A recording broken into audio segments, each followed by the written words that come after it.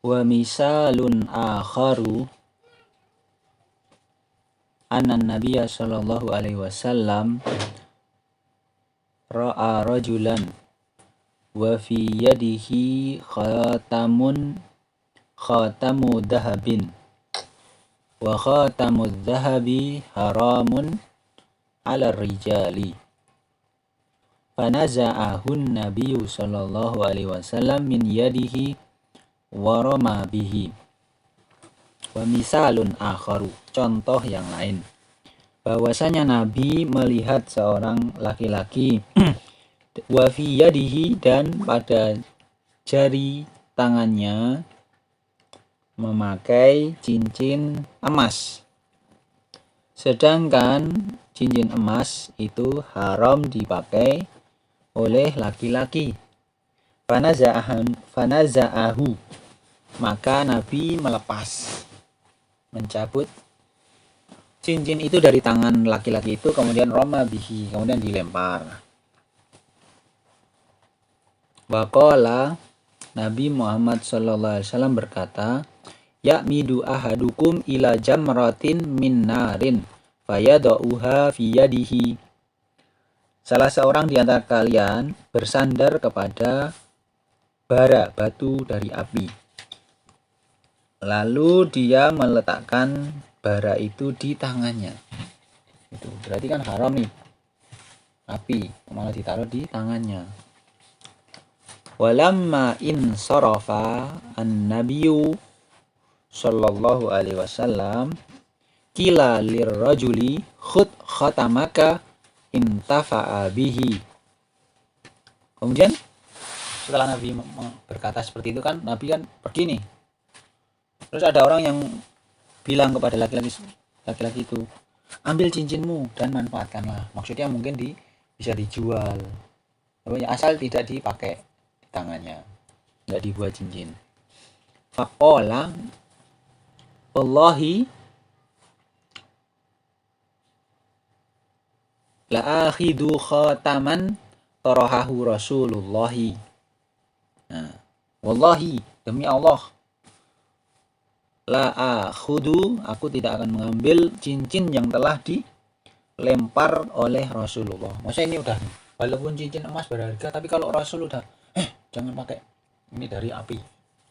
Laki-laki itu kan sahabat, berarti ini laki-laki ini sahabat, kan ketemu Nabi, walaupun diperingatkan tentang cincin api, dimarahin istilahnya, tapi dia kan sahabat, dia ngerti, udah dilempar sama Rasulullah, dia nggak mau ngambil lagi. Fa uslubu atau jihi huna asyaddu li'anna likulli maqamin maqalan wa hakada yambagi likulli man yada'u ilallahi an yunzilal umura manazilaha wa alla yaj'alan nasa ala haddin sawa'in wal maksudu husulul manfaati. Maka uslub menyampaikan sesuatu, menyampaikan bimbingan di kasus ini lebih keras, langsung diambil, dibuang, karena ini haram nih. Karena di setiap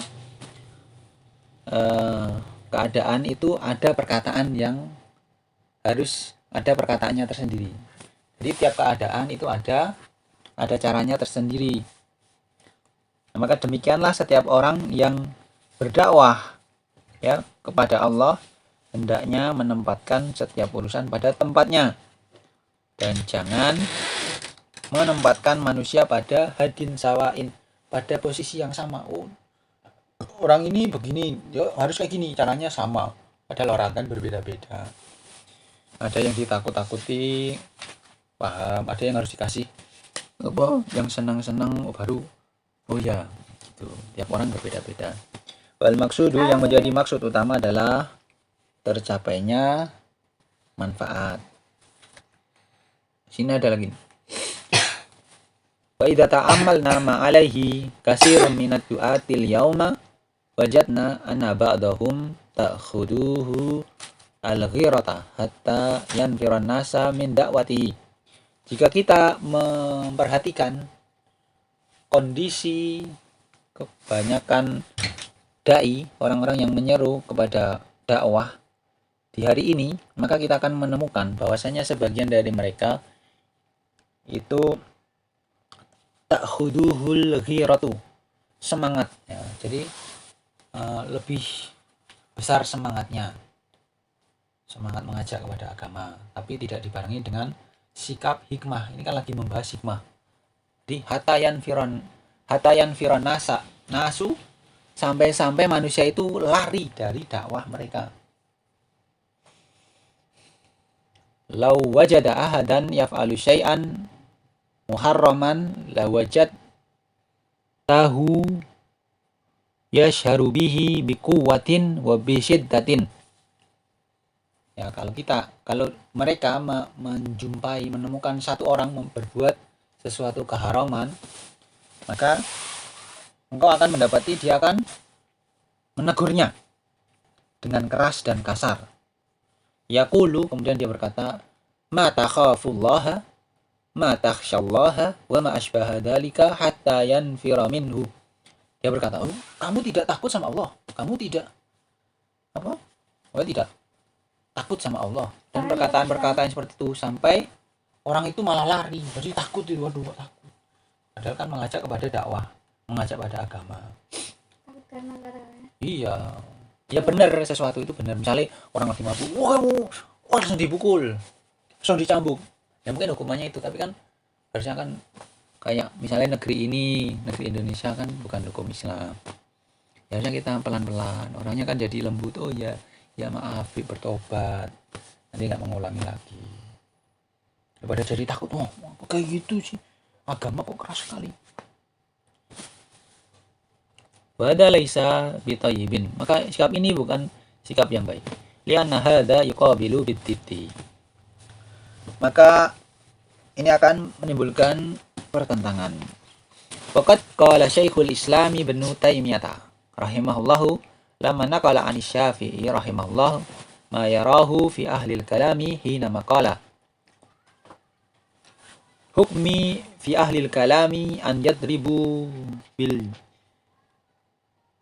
jaridi wan ni'ali wa yatafu bihim fil asyairi wa qala hadza jazaa'u man tarakal kitaba wa sunnata wa aqbalu alal kalami.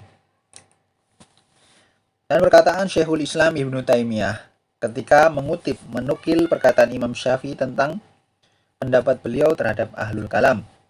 Dia berkata, hukmi, keputusanku, maksudnya pendapatku terhadap ahlul kalam, hendaklah mereka dipukul dengan pelepah kurma dan juga sandal, lalu diarak berkeliling di jalan bisya'air, sambil dikatakan kepadanya, inilah hadza jazaa'u man tarakal kitab, inilah balasan bagi orang yang meninggalkan kitab dan sunnah, waqbala 'alal kalam, dan menerima ilmu kalam.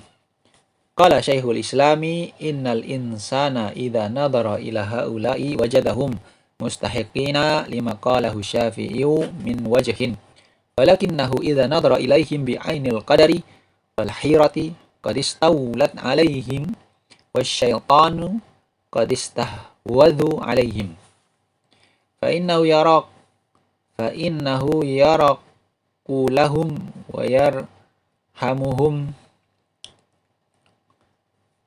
wa yahmadullaha an afahu mimma ibtalahum bihi utu zaka'an wa ma utu zaka'an au utu fuhuman wa ma utu uluman au utu sam'an wa absaran wa afidatan fama agna anhum sam'uhum wa la absaruhum wa la afidatuhum min syai'.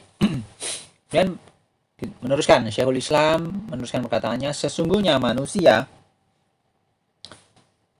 apabila melihat kepada ahlul kalam, mereka akan mendapati bahwa mereka yang mustahikina, paling berhak menerima hukuman seperti yang dikatakan oleh Imam Syafi'i, tapi dari satu segi.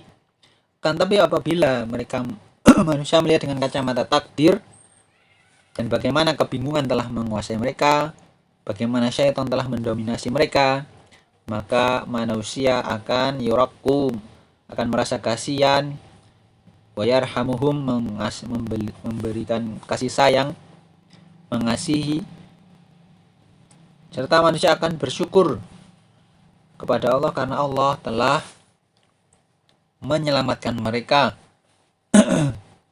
dari musibah yang ditimpakan kepada ahlul kalam. Karena ahlul kalam itu diberi kecerdasan, utu zakaan, diberi kecerdasan tapi tidak beri kesucian, zakaan. Atau mereka itu diberi pemahaman, fuhuman, namun tidak diberi uluman, ilmu yang bermanfaat.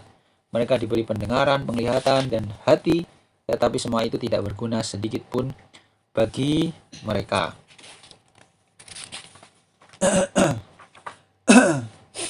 Ini ada peringatan dari Syekh Muhammad bin Shalih Utsaimin.